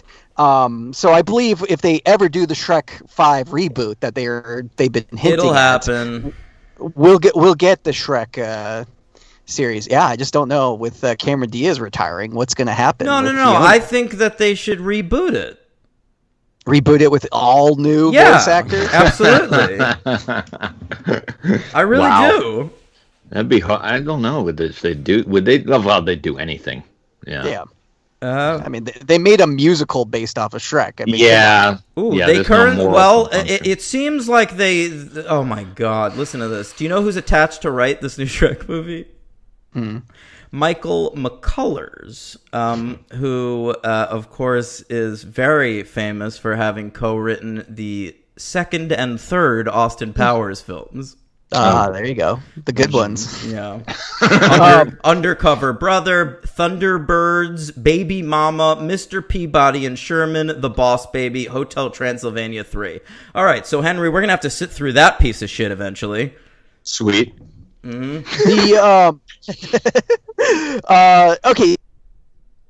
Timothy. Well, you talked about Donkey and you talked about Donkey and Dragon's sex life, and I think we get a sneak peek into what's behind the bedroom door in this movie when the dragon puts Donkey in her mouth. I think that they're into like mouth play. Maybe. And then he crawl? He hoofs his way down to her vagina. I don't know. I think it's like internally. He climbs out like a baby. Yeah. that could be it because not only not only does like when the dragon, the mean dragon, he tries to eat the donkey, but we do see at the end of the film that Donkey's back in her mouth again when of course they're back in love. Got it. Yeah. Mystery solved. So basically Shrek learns that his life was good and he should go back to his life, but he's got to get Fiona to fall in love with him. And he does it by sacrificing himself to save all the other ogres. Yeah. Windsor pretty hot. good. It's got a story to tell. It gets in and out. This is also only an hour and 22 without credits. But it does seem like, I don't know, for the first time since the first one, I feel like they have a story to tell. Agreed. The second one's a good story too. And then the film ends with Weezer doing a cover of "I'm a Believer." Yeah. Now, call back. And I have some stats for you about Weezer's connection to Shrek. Oh. All right. I was a big Weezer fan around this time, or a little before this. And on their fifth album, Make Believe, they have a song called "My Best Friend." Okay. and it's a terrible song. It's one of their worst songs. It is this sappy, like fun, dumb, shitty song just about having a best friend. And I later found out it was written for Shrek 2, and the producers thought it was too cutesy to be in a Shrek movie. Wow. Wow. Uh-huh. Too cutesy. Yeah. That's how shitty Weezer were at this time. And so then I guess they didn't trust them to write an original song, so they had them do I'm a Believer for this movie. Isn't that something? And now that's all Weezer does is shitty covers of nostalgic songs. Yeah. Ooh, ooh, I look just like Eddie Murphy. I saw them live last year, and before the pandemic, and they did Africa live, and I wanted to kill myself. Oh boy. Mm-hmm. Still a great band, though. Still a great band. All right. What do you give this movie? I give it a 3. Tim? My rating went up after these reviewings. I gave it a 4. I am also going to give it a 3. Hell yeah, baby. I knew you'd feel good about that, Tim. Here's something else I liked about this movie. Very early on, there's a joke shitting on mimes. And something that you know about me is I loved the running thing in the 90s where everybody hated mimes.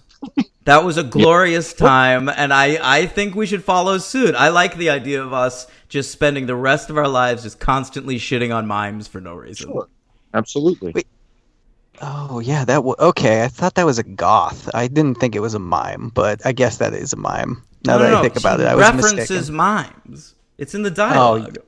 Oh, okay. Yeah, you're Dare right. you You're right. question me, Tim. All right, that's the last thing I have to say about this shit. What's your MVP? My MVP's Rumpelstiltskin. I like the take. I think it's a great idea to have him as the villain. And I didn't really mind the voice. I thought it was fine. Yeah, for me it was either him, but I went with Fiona. I thought this was her movie. Sure, sure. Yep. My LVP is the pigs. That's acceptable. It's just not funny. By the way, completely written out of this movie. I mean, they make one cameo appearance at the birthday party. Three Blind Mice are not in the alternative universe at all. Which is stupid, because Three Blind Mice are the second best ones after Gingerbread Man. It would have been really funny just to see canes and glasses next to like Puss's thing. Like, I loved when when Gingy shows up to like get the bounty on Shrek, and then they're about to ask him a question, and then Fat Puss has eaten Gingy. Yeah. He's like, "Oh, were you gonna eat that?" My LVP, of course, is Kathy Griffin, because I don't respect what she did to our president.